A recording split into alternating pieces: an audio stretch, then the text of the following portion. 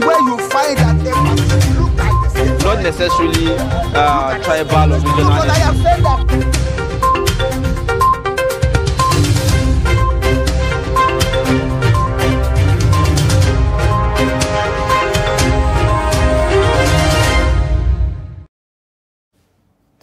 All right, welcome. Thank you for staying with us. You're watching Daybreak on Trust TV. Now, let's take a look at the dailies on Daybreak, and we'll begin with the Daily Trust newspaper, beginning with the lead story here. It says, why local rice price continues to rise. Millers and farmers are giving their own account. It has the riders that says, blame corruption, inadequate paddy supply, poor irrigation. Seek subsidy from federal government. That's the farmers now. Tinubu must wade in, says citizens. And the last rider to that, it says, we supported 4.57 million farmers. That's according to the Central Bank of Nigeria.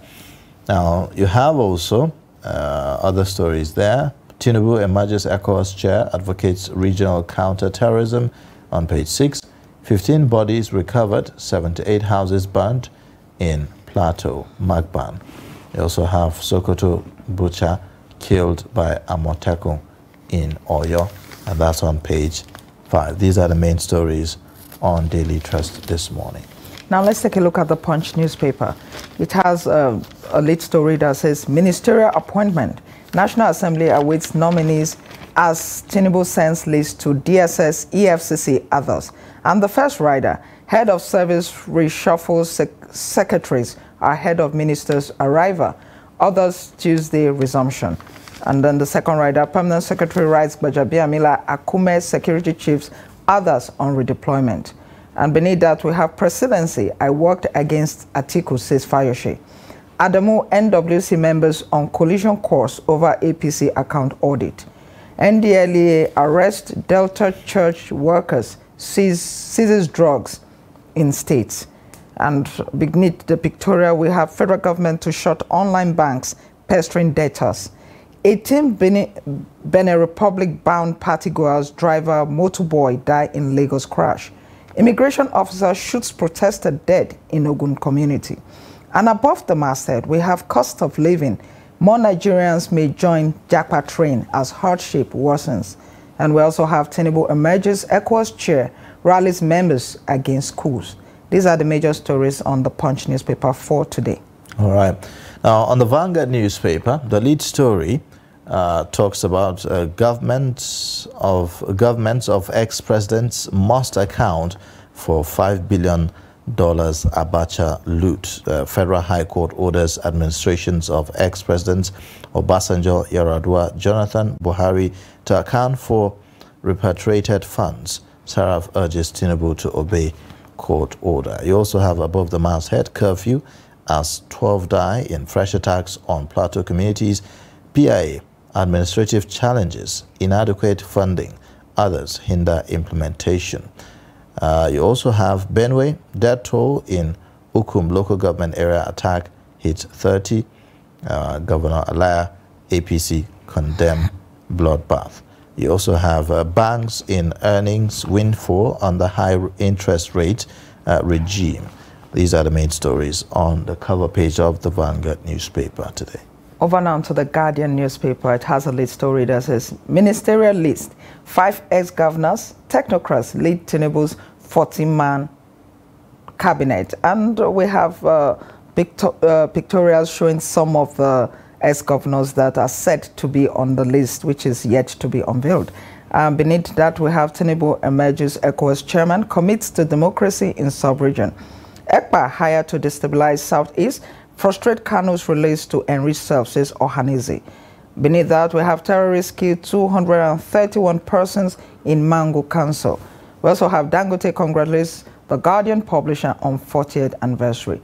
These are the major stories on the Guardian for today. All right. Now, on the Blueprint newspaper, the lead story says Tinubu now ECOWAS chair, seeks regional security, private sector-led economic growth, wants body to rise against coup d'etat. And that's on page 6. You also have Below the pictorial, Ene emerges first runner-up as Blueprint tops at Report Her Awards. You have Hajj 2023 death toll of Nigerians in Saudi Arabia rises to 20. These are the main stories on the Blueprint newspaper this morning.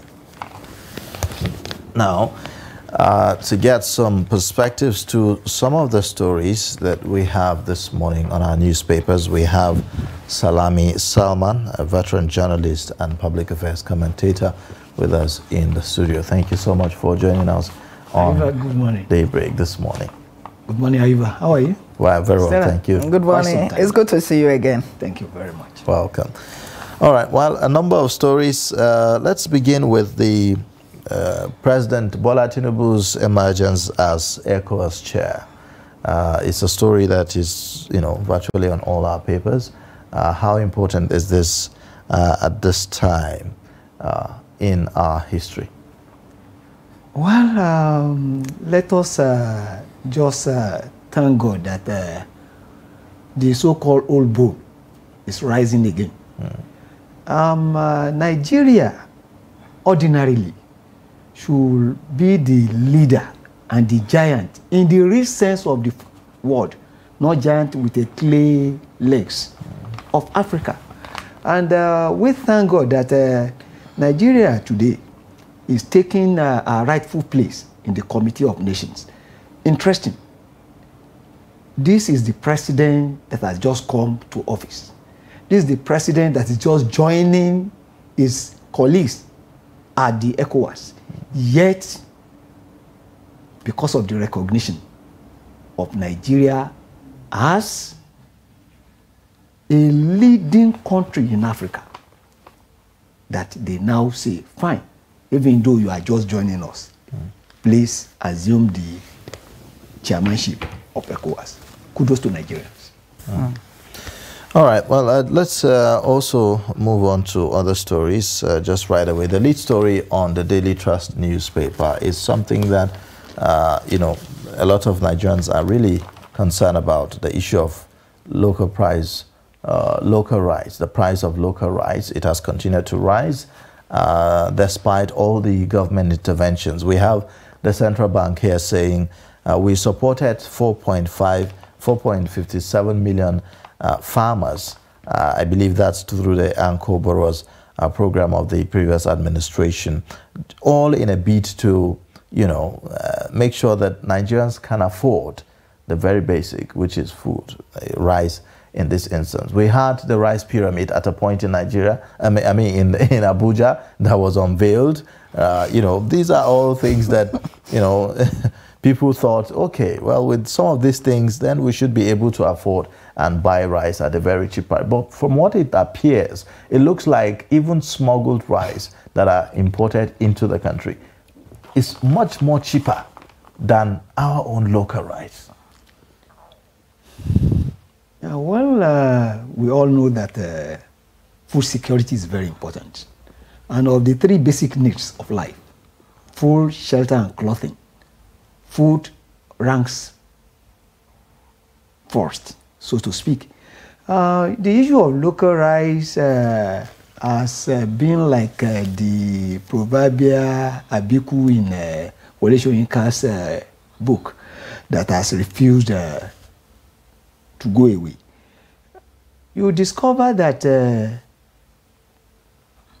during the Buhari's regime, there was this Anchor Borrower scheme by the Central Bank of Nigeria. It was an interventionist scheme to support farmers with a view to producing rice in such a manner that we will be self-sufficient in rice production. But like everything in Nigeria, you discover that the intention may be good. It is the implementation stage that we always have problem. What are the issues? Okay, the thing is this. They brought the Anchor Borrowers fund gave to people, and they were able to produce rice. But according to this report, the reasons they are giving is insufficient paddy rice, insecurity, high cost of inputs, absence of mechanization. All of these are a bit beyond just the Ankubora's scheme. So what could we have done? Well, I want to believe that there is the need for us to have the end in mind from the beginning. Why shouldn't be enough paddy rice? Of course, the insecurity is a factor. No doubt about that. Because if farmers feel insecure, there is no way they will go to the farm. And I think that these are some of the issues that we have been discussing here. That the issue of security of life and property should come first. And I even want to believe that the government is there to do what? Any government that is what being called government should secure the lives of the people and their property. And let us believe that with the coming of President Tinubu and the charge he gave to the service chiefs, that good times may be here. Very recently, we had farmers complain. The Daily Trust did a story on that to the effect that now that borders are open, it's going to make local farmers to suffer in the sense that they are going to, lose their businesses, lose money, because apparently the local rice cannot compete, beg your pardon, cannot compete in terms of pricing with, this smuggled rice into the country. So what should we be doing? Should we just block should we just stop the importation or the smuggle? How can we effectively stop the smuggling of the rice? And if we do so, can we guarantee that our local production can actually meet up with the demands that we have? Well, the acting Controller General of Customs came up to say that the border has not been opened for the importation of rice. And two, we have a problem in the production of local rice. What is being produced clearly is not sufficient for local consumption. What do we do? And the simple law of demand and supply stipulates that when demand is more than supply, price will go up. That is why now you can get a bag or a 50 kg of local rice goes for about 40,000, 35 to 40,000, even local rice. So honestly, it's neither here nor there. And of course, I would rather suggest that if rice is not affordable, what are the alternatives? What are the alternatives? Well, I guess that's what we should be discussing, and perhaps our government and leaders, will have to think about in the coming days.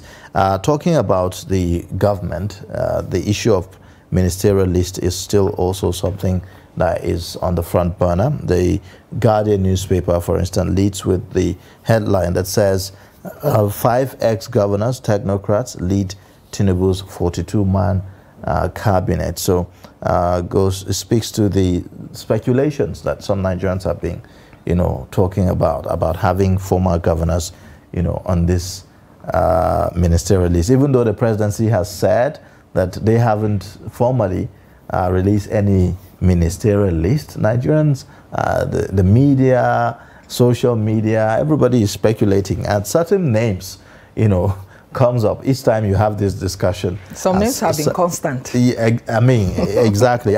Even given the fact that they've been going to the presidency every now and then, you see them addressing the media, and all that. Even some members from the opposition, as a matter of fact, no need to, call the names like the former governor of River State and the likes.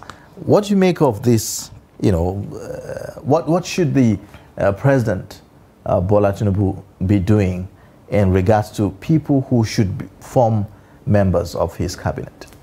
Well, thank God that the spokesperson to Mr. President, Mr. Adele Alake, has consistently been telling us that the names making the rounds or the list is fake.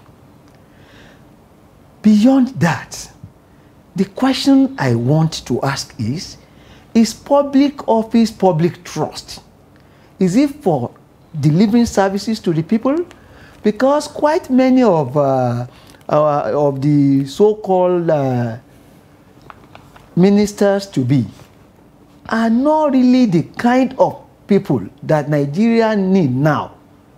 We need people who are genuinely interested in serving. People who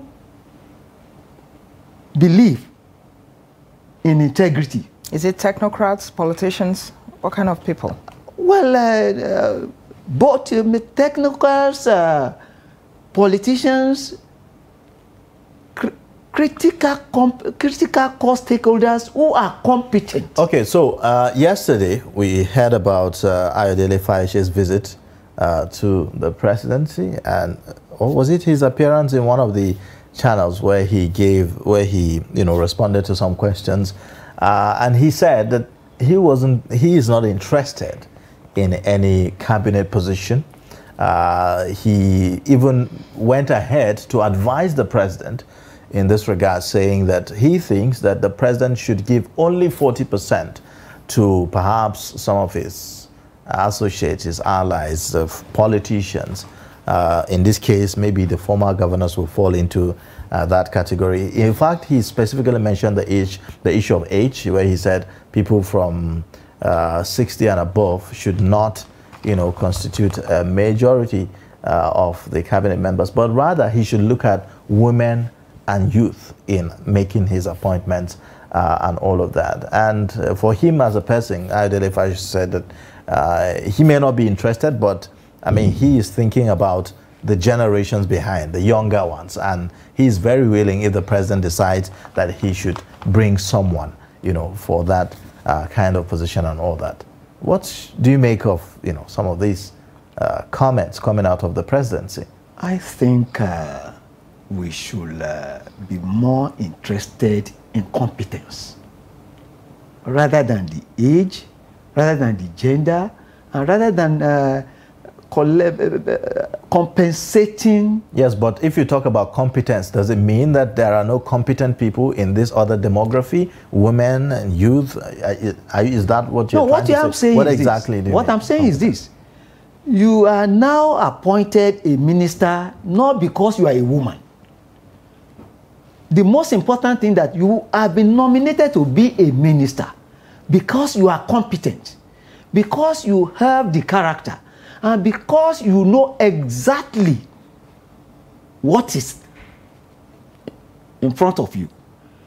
Competence, to me, more than any other thing, is more important and should be the first consideration in appointing anybody to public office.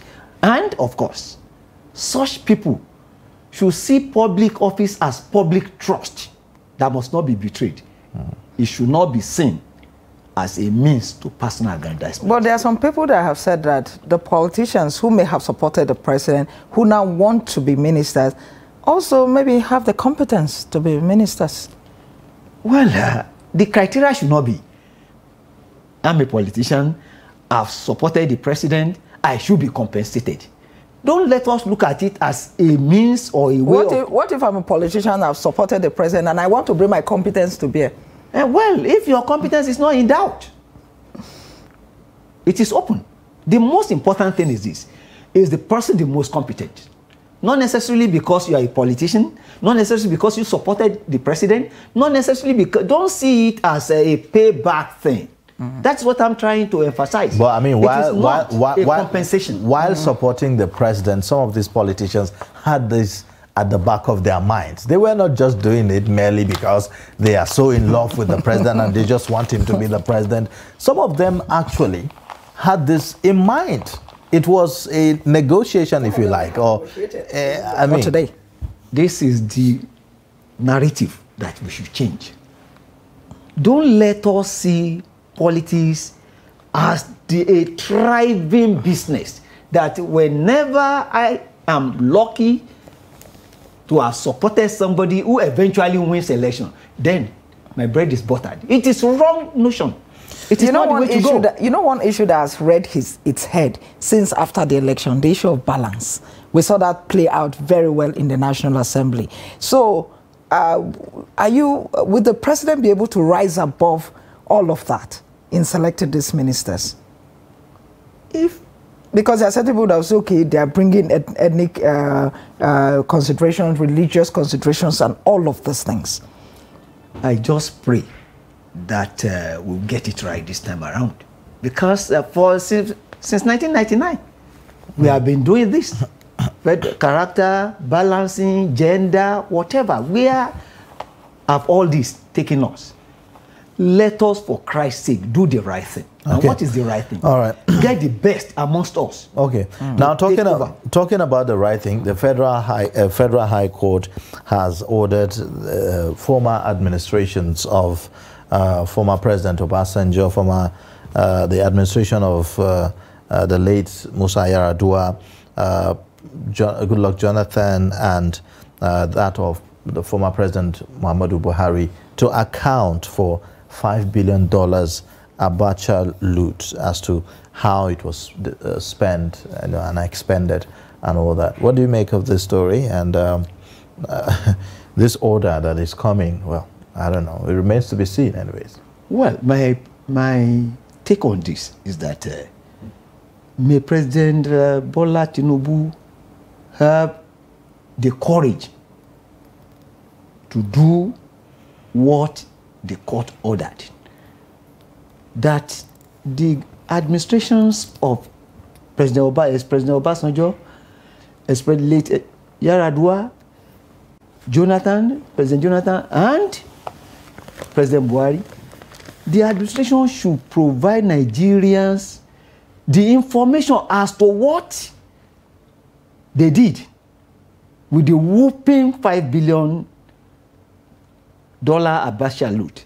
I hate to take it as a joke, because these our boys, the Nance boys, always say that any money looted should be relooted, and that is a looter continua. I hope that is not the case. A looter should not continue. All right. Well, it looks like the EFCC and the ICPC has a lot to do in this regard, and other financial, anti-corruption agencies to be able to look into that and bring forward the books. The Office of the Accountant General as well, and the Finance Minister, I believe, the Auditor General, the Accountant General, they all have a role, in this regard. And I can imagine that it's probably going to be something that will take, a while to be able to do all that. But we'll leave it at that. Thank you so much for joining us on Daybreak this morning and for sharing your perspectives with us. Eva, thank you very much for being with you. And Stella, thank you very much. All right. Our guest has been Mr. Salman. He is public affairs analyst, and also he's the director, Justice Pen Alliance, yes. CEO and director, Justice Pen Alliance, joining us to give perspectives to some of the stories on our newspapers. We'll take not a break, but we are going this time. Well, it's a break till tomorrow. Yeah, well, we are used to doing our reviews, before this, this time around. So, but we did a little tweaking to that effect. So thank you so much for staying and for watching the show. We look forward to having you join us tomorrow for another time on the program. In case you've missed, you can always catch up across all our social media platforms and also on our YouTube live stream. I am Ayuba. Thanks for watching. Thank you for welcoming us into your homes this morning. Join us same time, same station tomorrow. My name is Stella Iyaji, and do have a very pleasant day.